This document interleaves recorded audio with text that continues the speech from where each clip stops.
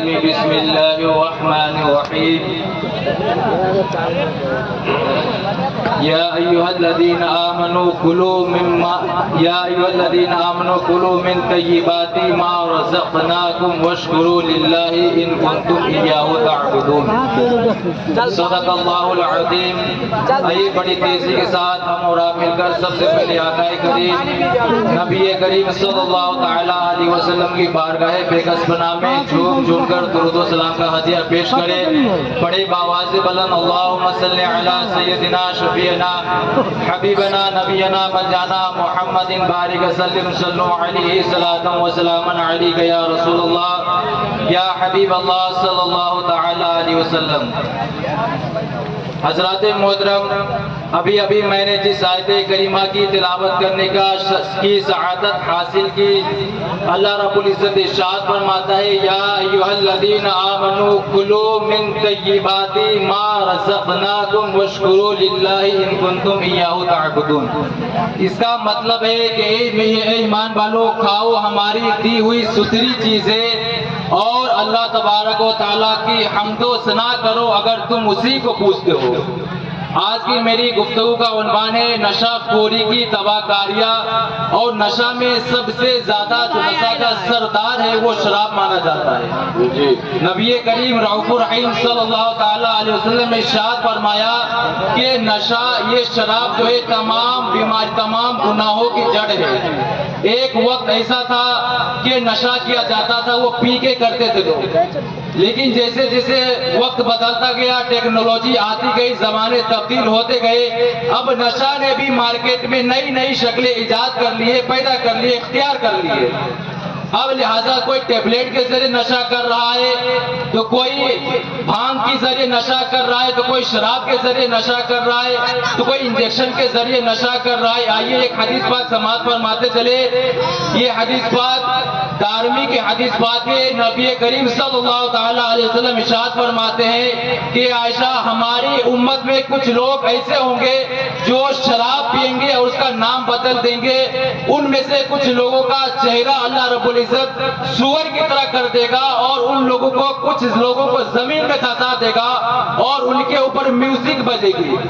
اللہ کو اتنی سخت وعید ہے۔ شراب کو بتایا گیا کہ تمام بیماریوں کی جڑ ہے، تمام گناہوں کی ماں ہے۔ لہٰذا ایک واقعہ سماعت فرمائے۔ نبی کریم صلی اللہ تعالیٰ علیہ وسلم اپنے صحابہ کرام کے ساتھ ایک مجلس میں آپ واعظ فرما رہے تھے، سمجھا رہے تھے، اور ایک مثال کے ذریعے آپ نے سمجھایا کہ بنی اسرائیل میں ایک نہایت ہی خوبصورت شخص تھا، جو نہایت خوبصورت تھا، حسین و جمیل تھا۔ اس پر ایک عورت کا دل آ گیا۔ ابھی ہم سمجھاتے ہیں نا، اپنے بھائی کو، بیٹے کو سمجھاتے ہیں، خیال کرنے ہمارے گھر کی ماں بہنوں پر بھی دھیان رکھے، ان کی فون کی نگرانی کرے۔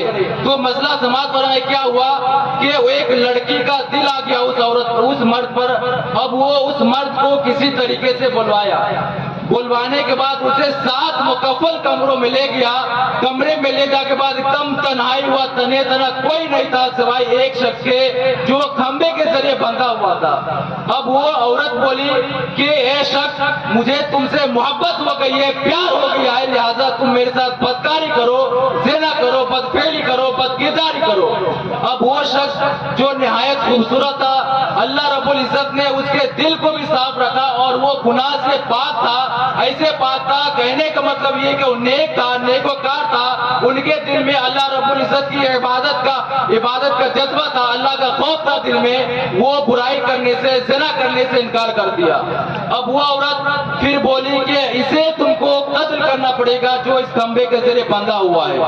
اب وہ سوچا قتل بھی بہت بڑا گناہ ہے، اب کیا کیا جائے، اس سے بھی انکار کر دیا۔ انکار کرنے کے بعد اب وہ عورت ایک شراب کا پیالہ اس کے پاس حاضر کیا۔ اب بولا یا تو تمہیں زنا کرنا پڑے گا، یا تم اسے قتل کر ڈالو، یا پھر شراب پیو۔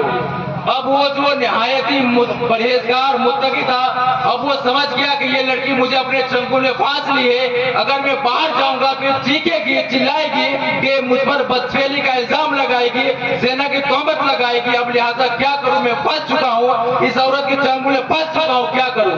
اب وہ ایک شراب کا پیالہ جو اس کو پیش کیا گیا تھا وہ پی لیتا ہے۔ پی لینے کے بعد وہی شخص جو زنا سے منع کر رہا تھا، وہی شخص جو قتل سے منع کر رہا تھا، اب وہ شراب پیا، ایک بوتل شراب پینے کے بعد دوسرا بوتل ایک اور تلاش کرتا ہے، مانگتا ہے، طلب کرتا ہے، دوسری بوتل بھی پی جاتا ہے، اسی طریقے سے ایک اور بوتل مانگتا ہے، اسی طریقے سے پی جاتا ہے۔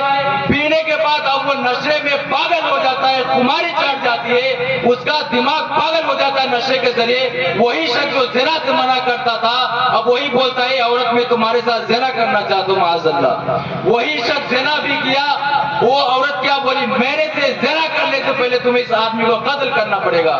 لہٰذا وہ آدمی جو نشے میں پاگل ہو گیا تھا، نشے میں دھت ہو گیا تھا، ان کے سر پر خماری چڑھ گئی تھی، وہ اسے قتل کر دیا۔ یہاں بتانے کا مقصد یہ ہے کہ جو قتل ہوا یہ کس وجہ سے ہوا، وہ شراب کی وجہ سے ہوا۔ نہ وہ قتل کرتا، نہ وہ شراب پیتا، نہ وہ زنا کرتا، نہ ہی وہ قتل کرتا۔ یہاں پر جو قتل اور زناکاری ہوئی ہے وہ صرف شراب کے بدولت ہوئی ہے۔ اسی لیے ہمارے نبی صلی اللہ تعالی علیہ وسلم نے فرمایا کہ شراب تمام بیماریوں کی جڑ ہے، تمام بیماریوں کی ماں ہے۔ شراب کی وعید حدیث میں اتنی خطرناک آتی ہے، اتنی خطرناک آتی ہے، ایک حدیث پاک سماعت فرماتے چلے، مسلم شریف کی حدیث ہے، اللہ کے رسول صلی اللہ تعالی علیہ وسلم ارشاد فرماتے ہیں کہ جو شراب پیتا ہے اللہ رب العزت اسے طینۃ الخبال پلائے گا۔ صحابہ کرام نے عرض کیا یا رسول اللہ صلی اللہ تعالی علیہ وسلم طینۃ الخبال کیا ہے؟ تو آپ صلی اللہ تعالی علیہ وسلم ارشاد فرمایا کہ طینۃ الخبال جہنمیوں کے زخموں کے پیپ کو کہا جاتا ہے۔ اللہ اکبر۔ علماء کرام فرماتے ہیں طینۃ الخبال اتنے بدبودار ہوتا ہے، اتنا بدبودار ہے، اگر ایک بوند دنیا میں چھوڑ دیا جائے انسان تو انسان، جانور کے دماغ پھٹ جائے، پاگل ہو جائے۔ مزید آگے فرماتے علماء کرام اتنا گرم ہوتا ہے کہ اگر ایک بوند احد پہاڑ پہ لا کے رکھ دیا جائے تو احد پہاڑ اس گرمی کی وجہ سے پگھل جائے۔ ایک بوند کی اتنی کمال ہے، ذرا سمجھے، ایک بوند ابھی دیکھ رہے کتنے بوند پانی ٹپک رہا ہے، نظر بھی نہیں آتا کہاں جا رہا ہے، لیکن طینۃ الخبال ایک بوند اگر زمین پہ لا کے رکھ دیا جائے تو انسان دماغ، جانور کے دماغ میں پھٹ جائے، پاگل ہو جائے، اتنے بدبودار ہوتا ہے، اتنا گرم ہوتا ہے، اتنا گرم ہوتا ہے کہ اگر اس پہاڑ پہ لا کے رکھ دیا جائے تو اس پہاڑ ریزا ہو جائے، پگھل جائے۔ وہ شراب پینے والوں کے وعید ہے کہ جو شراب پیتا ہے اللہ رب العزت اسے طینۃ الخبال پلائے گا۔ مزید آتا ہے کہ جو شخص شراب پیتا ہے اللہ رب العزت، جو شخص شراب پیتا ہے مرتے وقت اسے کلمہ نصیب نہیں ہوتا۔ ذرا سمجھے ہم اور آپ کہاں پہ، ہماری نسلیں قومیں کہاں پہ ہیں، مرتے وقت کلمہ نصیب میں آئے گا، اتنی سخت وعیدیں آئی ہیں، لیکن آج کل کے نوجوان پتہ نہیں کیا سمجھے، ارے مرنا نہیں ہے کیا، سبھی کو مرنا ایک نہ ایک دن۔ سوچے ذرا دنیا میں آنے کا مقصد کیا ہے، اللہ رب العزت کی اطاعت، عبادت، اگر وہی کرے مرتے وقت، اگر وہ کرے وہ ضرور کرے، کیونکہ اللہ رب العزت ارشاد فرماتا وما خلقت الجن والانس الا لیعبدون، ہم نے انسان اور جانور کو پیدا، انسان اور جنات کو اس لیے پیدا کیا وہ میری عبادت کرے۔ لیکن آج کل انسان پتہ نہیں کیا کر رہے ہیں، نماز کے لیے کہہ دیا جائے تو چائے پٹری پہ، پان پٹری پہ بیٹھ کے گھنٹوں بتا دیتے ہیں۔ نماز کے لیے کبھی آدھے صف، کبھی ایک صف، کبھی دو صف، مشکل سے کبھی 3 صف ہو جاتے ہیں۔ آدمی کی آنکھیں ترس جاتی ہے دیکھنے کے لیے کہ 3 صف ہو جائے۔ پیارو سمجھ جاؤ آخر موت آنی ہے اور سب کو آنی ہے، اور شراب کی حرمت نص قطعی سے ثابت ہے۔ اتنی سخت وعیدیں آئی تھے کہ طینۃ الخبال کا حکم آیا ہے۔ اللہ رب العزت ہماری نسلوں کو ہمیں حق بولنے کی توفیق عطا فرمائے، اور وہ ہم سے کام لے جس سے اللہ رب العزت راضی ہو جائے، وہ کام نہ لے جس سے اللہ رب العزت ناراض ہو جائے، کیونکہ اللہ رب العزت نے انسان کے تحفظ اور بقا کے خاطر کھانا اور پانی کو ذریعہ بنایا۔ کھانا اور پانی کو ذریعہ بنایا، لیکن انسان کو اختیار پر نہیں چھوڑ دیا، بلکہ اللہ رب العزت نے حلال و حرام کی قید لگا دی۔ جو انسان کے حق میں مفید ہے اسے کھانے کی اجازت دے دی، جو انسان کے حق میں مفید نہیں ہے اسے حرام فرما دیا، اس کے کھانے پر پابندی لگا دی۔ اسی لیے ہمیں اور آپ کو سوچ سمجھ کر کام کرنا چاہیے، کیا جائز ہے کیا ناجائز ہے۔